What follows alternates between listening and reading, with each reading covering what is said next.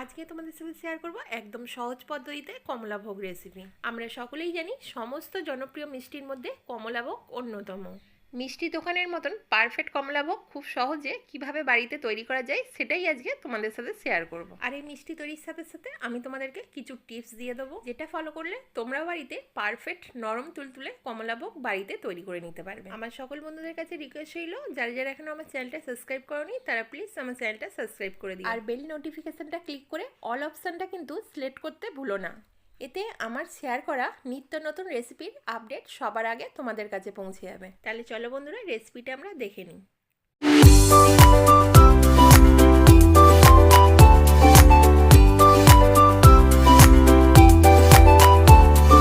সবার প্রথমে আমি এখানে নিয়েছি 2 লিটার ফুল ফ্যাট দুধ। দুধটা আমি আগে থেকে একটা কড়ার মধ্যে গরম বসিয়ে দিয়েছিলাম। দুধটা আমি খুব ভালো করে এখানে গরম করে নেব। দুধটা গরম হওয়ার সময় আমি এখানে দিয়ে দিয়েছিলাম এলাচ গুঁড়ো, যেটা তোমাদের সাথে শেয়ার করা হয়নি। বন্ধুরা, তোমরা এখানে অবশ্যই 1 টেবিল চামচ এলাচ গুঁড়ো অ্যাড করে দেবে, মিষ্টির মধ্যে স্মেলটা দারুণ আসে। এখন আমার দুধটা খুব ভালো করে গরম হয়ে গেছে। এর মধ্যে এখন আমি দিয়ে দেবো 1 কাপ টক দই। এখানে আমি 250 গ্রাম টক দই নিয়ে নিয়েছি। এই পুরো টক দইটা আমি এখন এই গরম দুধের মধ্যে দিয়ে দিলাম। এখন আমি তোমাদেরকে একটা টিপস বলে দিচ্ছি।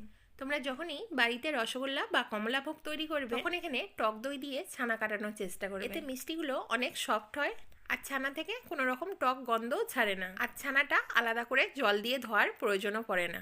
টক দইটা দিয়ে দেওয়ার পর আমি এখানে কন্টিনিউ এইভাবে একটা হাতার সাহায্যে দুধটাকে নাড়াচাড়া করে নিচ্ছি। 10 থেকে 15 মিনিট এইভাবে একটা হাতার সাহায্যে নাড়াচাড়া করতে করতে দুধটা থেকে ছানা কাটা শুরু হয়ে যাবে। তো দেখো বন্ধুরা, এইভাবে নাড়াচাড়া করতে করতে আমার দুধটা থেকে ছানা কাটা শুরু হয়ে গেছে। এখন আরও 5 মিনিটের মতন আমি এইভাবে ফুটিয়ে নিচ্ছি। এখন আমার ছানাটা পুরোপুরি তৈরি হয়ে গেছে। এবার আমি গ্যাসটাকে অফ করে দেবো। এখন এখানে একটা এরকম সাইজের একটা গামলি নিয়ে নিয়েছি, আর এর উপরে আমি নিয়ে নিচ্ছি এরকম ছিদ্র করা একটা থালা। থালার উপরে নিয়ে নিয়েছি একটা পরিষ্কার সাদা কাপড়। তোমাদের হাতের কাছে থাকা যে কোনো একটা পরিষ্কার সুতির কাপড় এইভাবে থালার উপরে বসিয়ে দেবে। এবারে আমি কাপড়ের উপরে ছানার উপরের জলটা আস্তে করে ঢেলে দিচ্ছি। ছানার উপরের জলটা আগে ফেলে দিয়ে এবারে আমি ছানাটা এই সুতির কাপড়ের উপরে ঢেলে দিচ্ছি। ছানাটা পুরোপুরি কাপড়ের মধ্যে ঢালা হয়ে গেলে এবারে কাপড়টা এইভাবে আস্তে করে আমি 4 কোণাটা ধরে এইভাবে পেঁচিয়ে নেবো। সুতির কাপড়টা ধরে এইভাবে পেঁচিয়ে নিলেই কিছুটা জল আপনা থেকেই ঝরে যাবে। বন্ধুরা, আমি যেইভাবে ছানা থেকে জলটা ঝরিয়ে নিচ্ছি, তোমরাও যদি এইভাবে জলটা ঝরিয়ে নাও তাহলে ছানা থেকে 5 মিনিটের মধ্যে খুব তাড়াতাড়ি কিন্তু জলটা ঝরে যাবে। তো দেখতে পাচ্ছ বন্ধুরা, আমি কিছুক্ষণ জল ঝরিয়ে নেওয়ার পর আমি ওই কাপড় সমেত ছানাটা থালার মধ্যে বসিয়ে দেবো। এরপর এখানে নিয়ে নিয়েছি এরকম একটা ছোট স্টিলের প্লেট। ওই প্লেটটা দিয়ে আমি ছানাটা ঢাকা দিয়ে দেবো। তারপর প্লেটের উপরে একটা ভারী কিছু দিয়ে এইভাবে আমি চাপা দিয়ে দেবো। আমি একটা নোড়া নিয়ে উপরে এইভাবে বসিয়ে দিলাম। তোমাদের হাতের কাছে থাকা যে কোনো একটা ভারী জিনিস এইভাবে বসিয়ে দেবে। এখন 5 মিনিট পর আমি ঢাকাটা খুলে ছানাটা বার করে নেবো। আমি এখানে 5 মিনিটের মধ্যে ছানা থেকে জলটা খুব ভালো করে ঝরিয়ে নিয়েছি। ছানা থেকে জল ঝরানোর জন্য যদি তোমরা এই টিপসটা ফলো করো তাহলে তোমরাও কিন্তু খুব সহজে 5 মিনিটের মধ্যে জলটা ঝরিয়ে নিতে পারবে। তো এখন আমি একটা থালার মধ্যে ছানাটা বার করে নিচ্ছি। যেহেতু আমি ছানাটা টক দই দিয়ে তৈরি করেছি, তাই জন্য আমি এখানে আলাদা করে ধোয়ার প্রয়োজন পড়েনি। যদি তোমরা লেবু দিয়ে বা ভিনিগার দিয়ে ছানাটা তৈরি করো তাহলে অবশ্যই কিন্তু ছানাটা জল দিয়ে ধুয়ে নেবে, নালে ছানাটা থেকে টক গন্ধ ছাড়বে আর মিষ্টিগুলো কিন্তু অতটা ভালো লাগবে না। এখন আমি এখানে হাত দিয়ে ছানাটা ভেঙে নিচ্ছি। ছানাটা ভালো করে ভেঙে নেওয়ার পর আমি এখানে দিয়ে দেবো বড় চামচের 2 টেবিল চামচ ময়দা, আর দিয়ে দেবো একদম সামান্য একটু বেকিং পাউডার। এতে মিষ্টিগুলো একদম সফট হবে।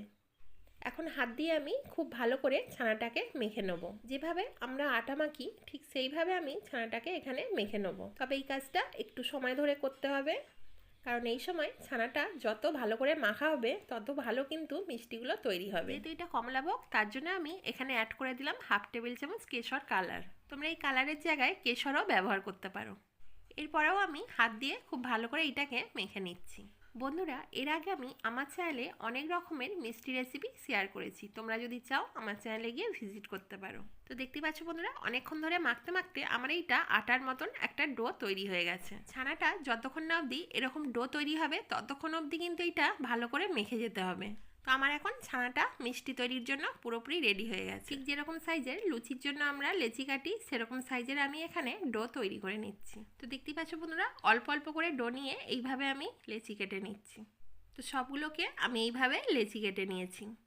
এখন আমি হাত দিয়ে এগুলোকে গোল করে নেব। তবে এখানে আরও একটা টিপস বলে দিচ্ছি।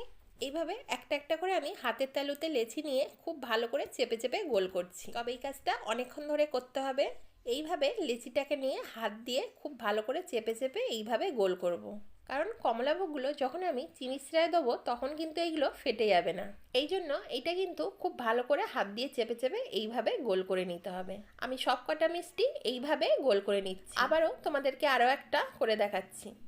এইভাবে হাত দিয়ে খুব ভালো করে চেপে চেপে কিন্তু এটাকে গোল করতে হবে। বন্ধুরা, রসগোল্লা, পান্তুয়া বা কমলাভোগ তৈরি করার সময় এই টিপসটা যদি তোমরা ফলো করো তাহলে কিন্তু কোনোদিনও মিষ্টি ফেটে যাবে না, একদম পারফেক্ট দোকানের মতন তৈরি হবে।